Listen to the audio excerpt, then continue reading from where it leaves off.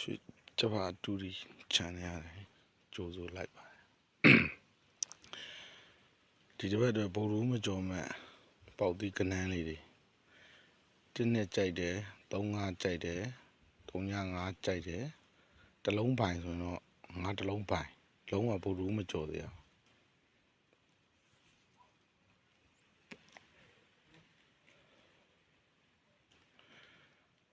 တပတ်စာမထွက်မရှိလုံးဝမထွက်မရှိကနန်းကတော့50 16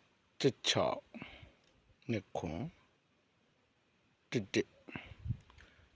လုံးဝအမျက်ထွက်စေရမယ်အဲ့မှာကြိုက်ဆုံးတစ်ကွက်ဆိုရင်50ပဲ50ကလုံးဝမထွက်မရှိရွှေကျဖတူရီ channel ရဲ့ရွှေအချိုးနဲ့တွက်ထားတဲ့ရွှေချိုးတွက်နီးပြီးခဲ့တဲ့ဘက်ကလည်းလုံးဝတဲ့တွေကြီးပဲ